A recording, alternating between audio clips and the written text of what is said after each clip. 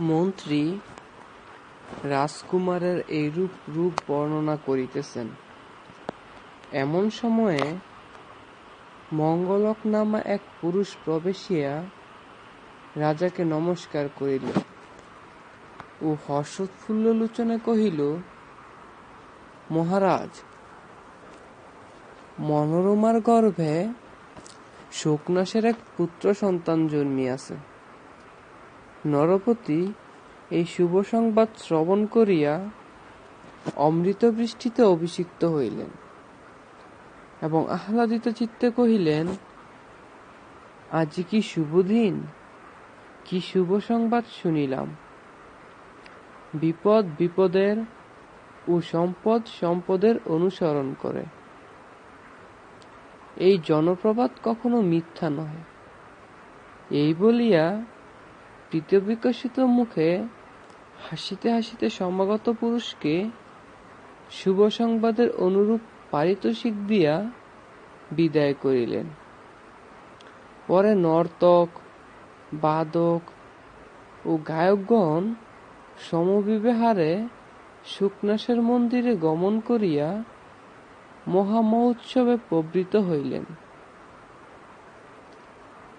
দশম দিবসে পবিত্র মুহূর্তে কোটি কোটি গাভী ও সুবর্ণ ব্রাহ্মণসাৎ করিয়া দীন ও দুঃখীকে অনেক ধন দিয়া নরপতি পুত্রের নামকরণ করিলেন। স্বপ্নে দেখিয়াছিলেন পূর্ণচন্দ্র রাজ্ঞীর মুখমণ্ডলে প্রবেশ করিতেছে। সেই নিমিত্ত পুত্রের নাম চন্দ্রাপীর রাখিলেন। মন্ত্রীও আপন ব্রাহ্মণোচিত সমস্ত ক্রিয়া সম্পাদন পূর্বক রাজার অভিমতে আপন পুত্রের নাম বৈশম্পায়ন রাখিলেন। ক্রমে চূড়াকরণ প্রভৃতি সমুদায় সংস্কার সম্পন্ন হইল।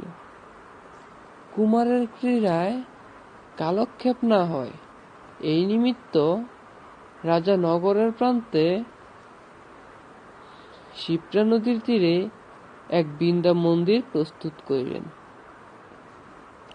বিদ্যা মন্দিরের এক পার্শ্বে অশ্বশালা ও নিম্নে ব্যায়ামশালা প্রস্তুত হইল। চতুর্দিক উন্নত প্রাচীর দ্বারা পরিবৃত হইল। অশেষ বিদ্যা পারদর্শী মহামহোপাধ্যায় অধ্যাপকগণ অতি যত্নে আনিত ও শিক্ষা প্রদানে নিয়োজিত হইলেন। নরপতি শুভদিনে স্বপুত্র চন্দ্রাপীর ও মন্ত্রীপুত্র বৈশম্পায়নকে তাহাদিগের নিকটে সমর্পণ করিলেন।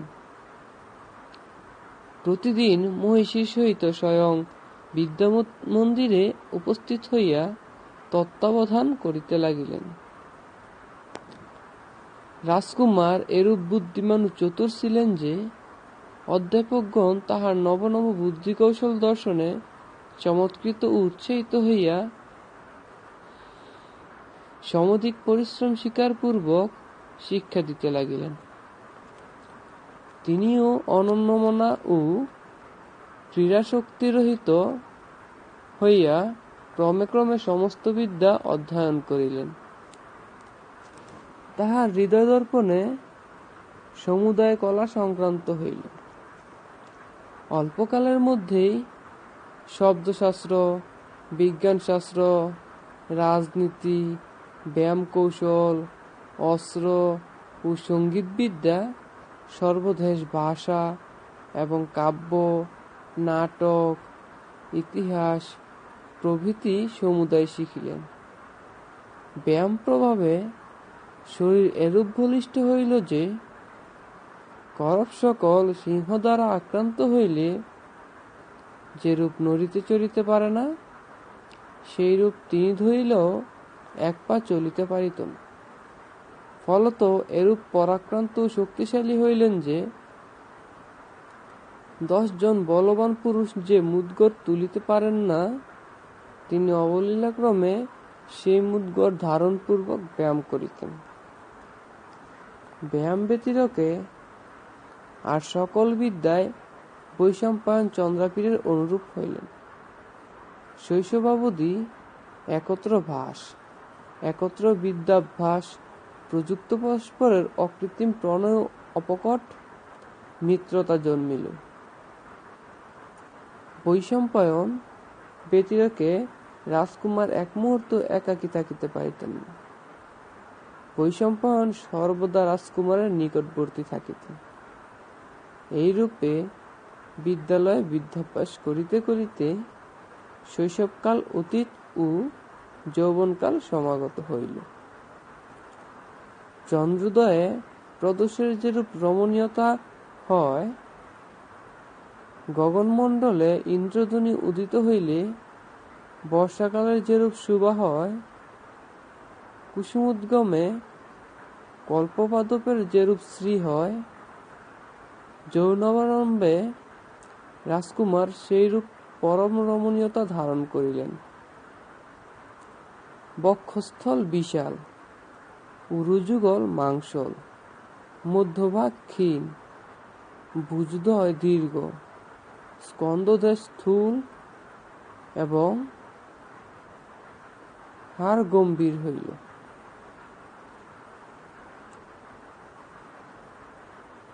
উত্তমরূপে বিদ্যাশিক্ষা হইলে আচার্যেরা বিদ্যালয় হইতে গৃহে যাইবার অনুমতি দিলেন। তদনুসারে রাজা চন্দ্রপীরকে বাটিতে আনাইবার নিমিত্ত শুভদিনে অনেক তুরঙ্গ মাতঙ্গ পদাতি সৈন্য সমবিহারে দিয়া সেনাধ্যক্ষ বলাহকে বিদ্যামন্দিরে পাঠাইয়া দিলেন। সমাগত অন্য অন্য রাজগণও চন্দ্রপীরের দর্শন লালসায় বিদ্যালয়ে গমন করিলেন। বলাহক বিদ্যামন্দিরে প্রবেশিয়া রাজকুমারকে প্রণাম করিয়া কৃতাঞ্জলিপুটে নিবেদন করিল। কুমার, মহারাজ কহিলেন, আমাদিগের মনোরথ পূর্ণ হইয়াছে। তুমি সমস্ত শাস্ত্র, সকল কলা ও সমুদায় আয়ুধবিদ্যা অভ্যাস করিয়াছ। এক্ষণে আচার্যেরা বাটী আসিতে অনুমতি দিয়াছেন। প্রজারা ও পরিজনেরা দেখিতে অতিশয় উৎসুক হইয়াছে। অতএব আমার অভিলাষ, তুমি অবিলম্বে বাটী আসিয়া দর্শনোৎসুক পরিজনদিগকে দর্শন দিয়া পরিতৃপ্ত কর এবং ব্রাহ্মণদিগের সমাদর, মানিলোকের মান রক্ষা, সন্তানের ন্যায় প্রজাদিগের প্রতিপালন ও বন্ধুবর্গের আনন্দোৎপাদন পূর্বক পরম সুখে রাজ্য সম্ভোগ কর। আপনার আরোহণের নিমিত্ত মহারাজ ত্রিভুবনের এক অমূল্য রত্নস্বরূপ বায়ু গরুরের ন্যায় অতিবেগগামী ইন্দ্রযুধনামা অপূর্ব ঘুটক প্রেরণ করিয়াছেন। ওই ঘুটক সাগরের প্রবাহ মধ্য হইতে উত্থিত হয়। পারস্য দেশের অধিপতি মহারত্ন ও আশ্চর্য পদার্থ বলিয়া উহা মহারাজকে উপহার দেন। অনেক অশ্বলক্ষণবিদ পণ্ডিতেরা কহিয়াছেন,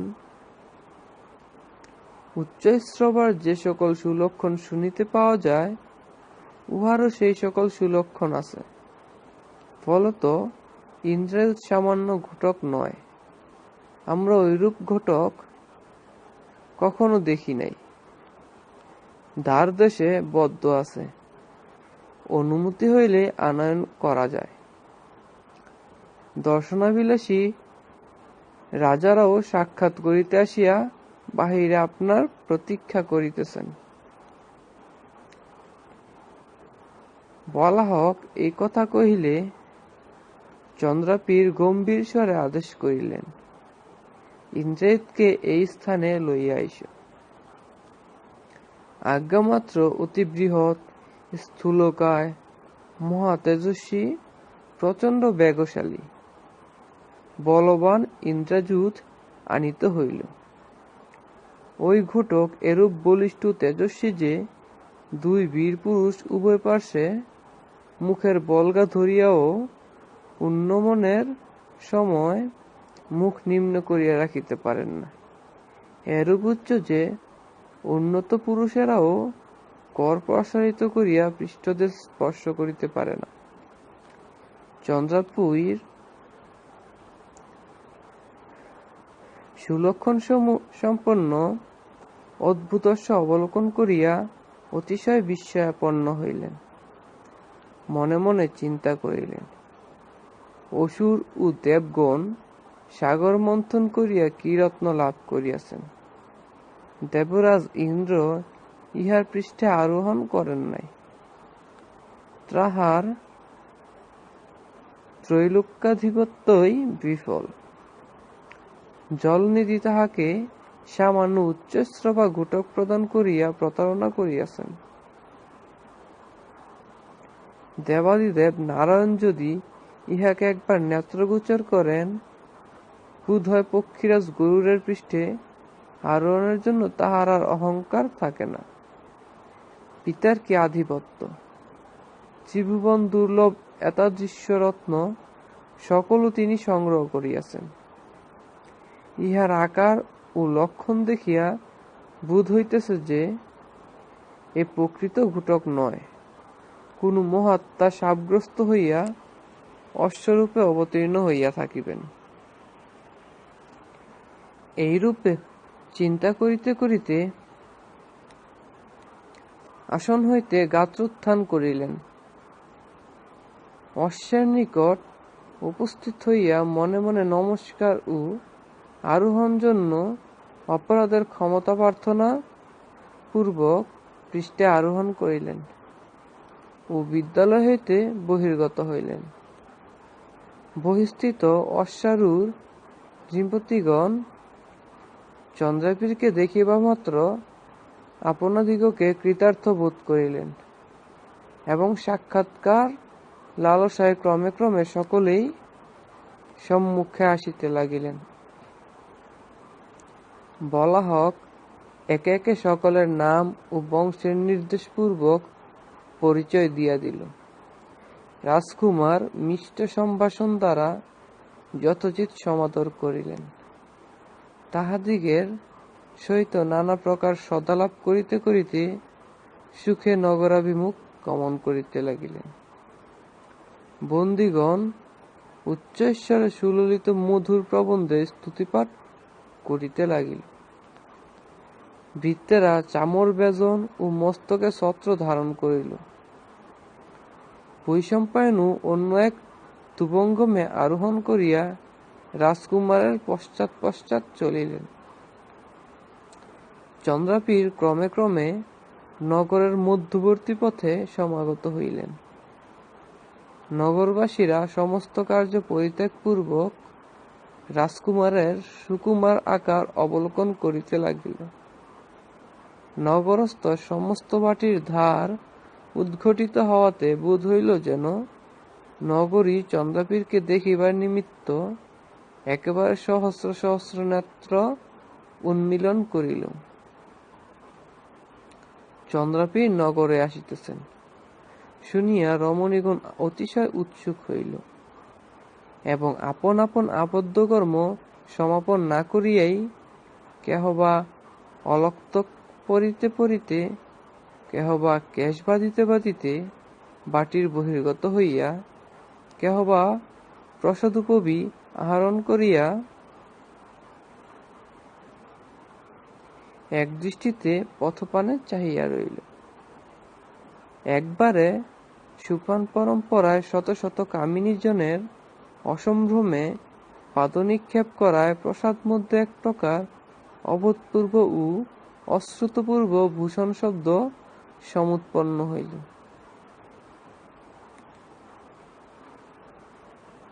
গবাক্ষপালের নিকটে কামিনীগণের মুখ পরম্পরা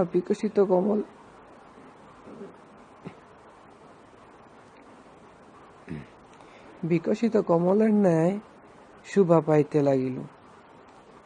স্ত্রীগণের চরণ হইতে আর্দ্র অলক্তক পতিত হওয়াতে ক্ষিতিতল পল্লবময় বোধ হইল। তাহাদিগের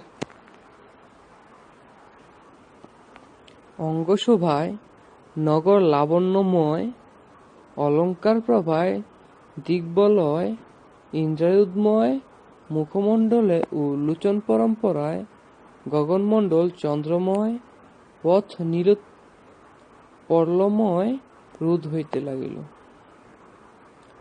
রাজকুমারের মোহিনী মূর্তি দেখিয়া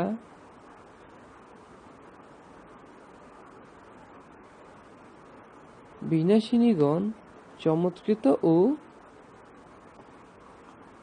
মোহিত হইয়া পরস্পর পরিহাসপূর্বক কহিতে লাগিল, সখী, এই পৃথিবীতে সেই ধন্যা ও সৌভাগ্যবতী এই পুরুষরত্ন যাহার কর গ্রহণ করিবেন। আহা, এরূপ পরম সুন্দর পুরুষ তো কখন দেখি নাই। কি বুঝি পুরুষ নিধি করিয়া ইহার সৃষ্টি করিয়া থাকিবেন। যাহা হোক, আজি আমরা অঙ্গবিশিষ্ট অনঙ্গকে প্রত্যক্ষ করিলাম। ফলত নির্মল জলে ও স্বচ্ছ স্ফটিকে যেরূপ প্রতিবিম্ব পতিত হয়, সেইরূপ কামিনীগণের হৃদয় দর্পণে চন্দ্রাপীরের মোহিনী মূর্তি প্রতিবিম্বিত হইল। রাজকুমার ক্ষণকাল পরে তাহাদিগের দৃষ্টির অগোচর হইলেন, হৃদয়ের অগোচর কোনো কালেই হইতে পারিলেন না। রাজকুমার রাজবাটির সমীপবর্তী হইলে পৌরাঙ্গনারা পুষ্পবৃষ্টির ন্যায় তাহার মস্তকে মঙ্গল লাজাঞ্জলি বর্ষণ করিল। ক্রমে দ্বারদেশে উপস্থিত হইয়া গোঠক হইতে অবতীর্ণ হইলেন। বলাহক অগ্রে অগ্রে পথ দেখাইয়া চলিল। রাজকুমার বৈশাম্পায়নের হস্তধারণ পূর্বক রাজভবনে প্রবেশ করিলেন। দেখিলেন শত শত বলবান ধারপাল অস্ত্রশস্ত্রে সুসজ্জিত হইয়া ধারে দণ্ডায়মান আছে। দ্বারদেশ অতিক্রম করিয়া দেখিলেন কোন স্থানে ধনু, বাণ, তরবারি প্রভৃতি নানাবিধ অস্ত্রশস্ত্রে পরিপূর্ণ অস্ত্রশালা। কোন স্থানে সিংহ, গণ্ডার, করি, করব, ব্যাঘ্র, ভল্লুক প্রভৃতি ভয়ঙ্কর পশু সমাকীর্ণ পশুশালা। কোন স্থানে নানা দেশীয় সুলক্ষণ সম্পন্ন নানা প্রকার অশ্বাবেষ্টিত মন্দুরা। কোন স্থানে কুরুরি, কুকিল, রাজহংস, চাতক, শিখণ্ডী, সুখ, সারিকা প্রভৃতি পক্ষীগণের মধুর কোলাহলে পরিপূর্ণ পক্ষীশালা। কোন স্থানে বেণুবীণা, মুরজ, মৃদঙ্গ প্রভৃতি নানাবিধ বাদ্যযন্ত্রে বিভূষিত সঙ্গীতশালা। কোন স্থানে বিচিত্র চিত্রশোভিত চিত্রশালিকা শোভা পাইতেছে। কৃত্রিম ক্রীড়া পর্বত, মনোহর সরোবর, সুরম্য জলযন্ত্র, রমণীয় উপবন স্থানে স্থানে রহিয়াছে। অশেষ দেশ ভাষাজ্ঞ নীতিপরায়ণ ধার্মিক পুরুষেরা ধর্মাধিকরণ মন্দিরে উপবেশন পূর্বক ধর্মশাস্ত্রের মর্মানুসারে বিচার করিতেছেন। সমাগত পুরুষেরা বিবিধ রত্নাসনভূষিত সমামণ্ডপে বসিয়া আছেন। কোন স্থানে নর্তকীরা নৃত্য, গায়কেরা সঙ্গীত ও বন্দীগণ স্তুতিপাঠ করিতেছে। জলচর পক্ষী সকল কেলি করিয়া বেড়াইতেছে। বালক বালিকাগণ ময়ূর ও ময়ূরের সহিত ক্রীড়া করিতেছে। হরিণ ও হরিণীগণ মানুষ সমাগমে ত্রস্ত হইয়া ভয়চকিত লোচনে বাটির চতুর্দিকে দৌড়িতেছে।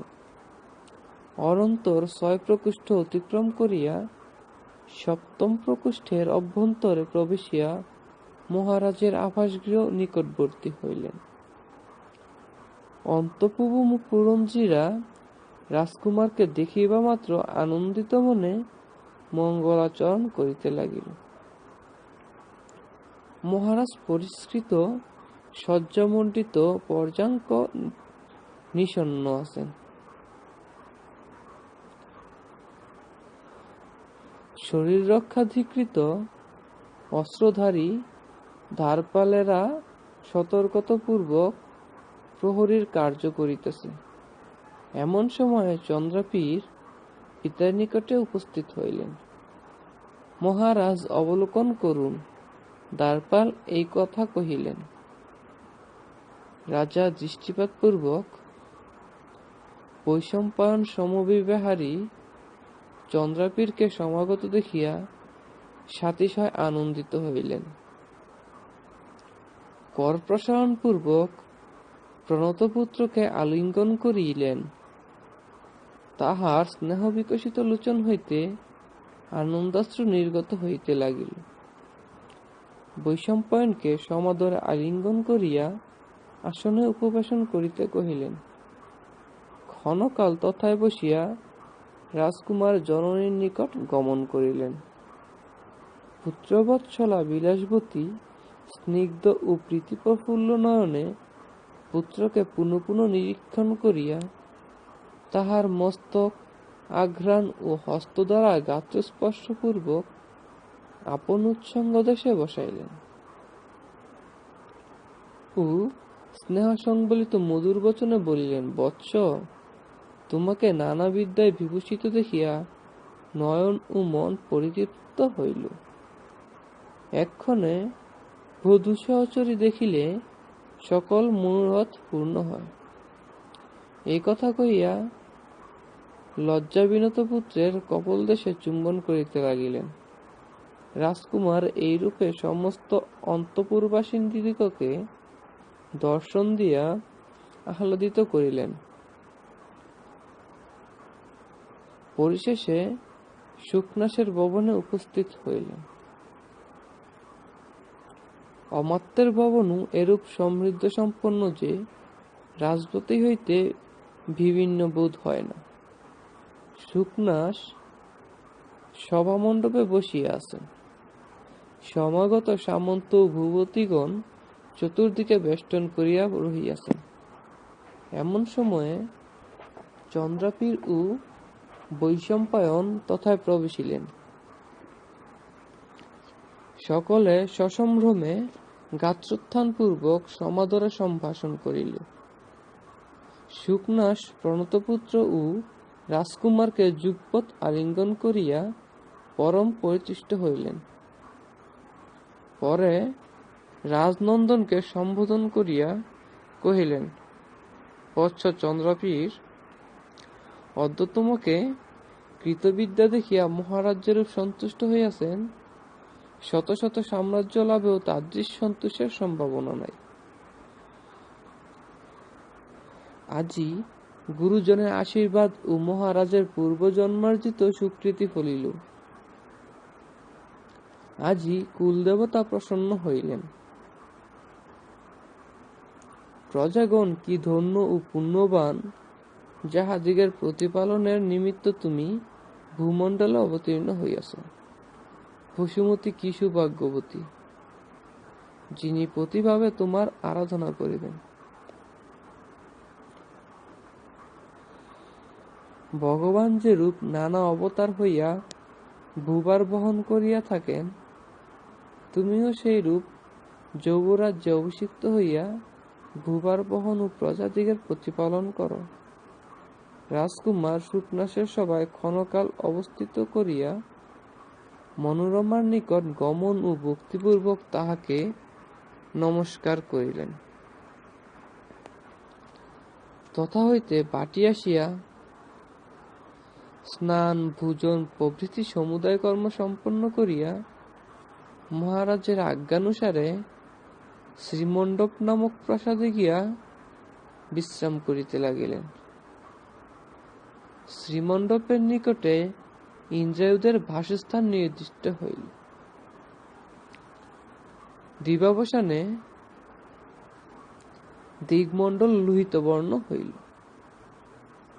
সন্ধ্যার আগে রক্তবর্ণ হইয়া চক্রবাক মিথুন ভিন্ন ভিন্ন দিকে উৎপাতিত হইতে বোধ হইল যেন বিরহ বেদনা স্মৃতিপথারূঢ় হওয়াতে তাহাদিগের হৃদয় বিদীর্ণ হইয়াছে ও গাত্র হইতে রক্ত ধারা পড়িতেছে। সম্মানিত ব্যক্তিরা বিপদকালেও নিজ পদবীতে পদার্পণ করেন না। ইহাই জানাইবার নিমিত্ত রবি অস্তগমনকালেও পশ্চিমাচলের উন্নত শিখর আশ্রয় করিলেন। দিনকর অস্তগত হইলেন, কিন্তু রজনী সমাগত হয় নাই। এই সময়ে তাপের বিগম ও অন্ধকারের অনুদয় প্রযুক্ত লোকের অন্তঃকরণ আনন্দে প্রফুল্ল হইল। সূর্যরূপ সিংহ অস্তাচলের গুহাশায়ী হইলেন। ধন্তিরূপ দন্তিযুধ নির্ভয়ে জগৎ আক্রমণ করিল। নলিনী দিনমণির বিরহে অলিরূপ অশ্রুজল পরিত্যাগপূর্বক কমলরূপ নেত্র নিমীলন করিল। বিহঙ্গম কুল কোলাহল করিয়া উঠিল। অনন্তর প্রজ্বলিত প্রদীপশিখা ও উজ্জ্বল মণির আলোকে রাজবাটির তিমির নিরস্ত হইয়া গেল। চন্দ্রাপীর পিতার মাতার নিকটে নানা কথা প্রসঙ্গে ক্ষণকাল ক্ষেপ করিয়া আহারাদি করিলেন। পরে আপন প্রাসাদে আগমনপূর্বক কোমল শয্যামণ্ডিত পর্যাঙ্কে সুখে নিদ্রায় গেলেন। প্রভাত হইলে পিতার অনুমতি লইয়া শিকারী কুকুর, শিক্ষিত হস্তি, বেগগামী অশ্ব ও অসংখ্য অস্ত্রধারী বীরপুরুষ সমবিহারে করিয়া মৃগার্থ বনে প্রবেশিলেন। দেখিলেন উদরস্বভাব সিংহ সম্রাটের ন্যায় নির্ভয়ে গিরিগুহায় শয়ন করিয়া আছে। হিংস্র শার্দূল ভয়ঙ্কর আকার শিকারপূর্বক পশুদিগকে আক্রমণ করিতেছে। মৃগকুল ত্রস্ত ও শশব্যস্ত হইয়া ত্বরিত বেগে ইতস্তত দৌড়িতেছে। বন্যহস্তি দলবদ্ধ হইয়া চলিতেছে। মহিষকুল রক্তবর্ণ চক্ষু দ্বারা ভয় প্রদর্শন করিয়া নির্ভয়ে বেড়াইতেছে। বরাহ, ভল্লুক, গণ্ডার প্রভৃতির ভীষণ আকার দেখিলে ও চিৎকার শব্দ শুনিলে কলেবর কম্পিত হয়। নিবিড় বন, তথায় সূর্যের কিরণ প্রায় প্রবেশ করিতে পারে না। রাজকুমার এতাদৃশ ভীষণ গহনে প্রবেশিয়া ভল্ল ও নারাজ দ্বারা ভল্লুক, সারঙ্গ, শূকর প্রভৃতি বহুবিধ বন্য পশু মারিয়া ফেলিলেন। কোনো কোনো পশুকে আঘাত না করিয়া কেবল কৌশলক্রমে ধরিলেন। মৃগয়া বিষয়ে এরূপ সুশিক্ষিত ছিলেন যে উর্দিন বিহঙ্গাবলীকেও অবলীলাক্রমে বাণবিদ্ধ করিতে লাগিলেন। বেলা 2 প্রহর হইল। সূর্যমণ্ডল ঠিক মস্তকের উপরিভাগ হইতে অগ্নিময় কিরণ বিস্তার করিলেন। সূর্যের আতপে ও মৃগয়ার জন্য শ্রমে একান্ত ক্লান্ত হওয়াতে রাজকুমার সর্বাঙ্গ ঘর্মবাড়িতে পরিপ্লুত হইল। সেদার্ধ শরীরে কুসুমরেণু পতিত হওয়াতে ও বিন্দু বিন্দু রক্ত লাগাতে যেন অঙ্গে অঙ্গরাগ ও রক্তচন্দন লেপন করিয়াছেন বোধ হইল। ইন্দ্রায়ুধের মুখে ফেনপুঞ্জ ও শরীরে শ্বেতজল বহির্গত হইল। সেই রুদ্রে স্বহস্তে নবপল্লবের ছত্র ধরিয়া সমবিহারী রাজগণের সহিত মৃগয়ার কথা কহিতে কহিতে বাটি প্রত্যাগমন করিলেন। দ্বারদেশে উপস্থিত হইয়া তুরঙ্গ হইতে অবতীর্ণ হইলেন। তথায় মৃগয়া বেশ পরিত্যাগ ও ক্ষণকাল বিশ্রামের পর স্নান করিয়া অঙ্গে অঙ্গরাগ লেপন ও পট্টবসন পরিধান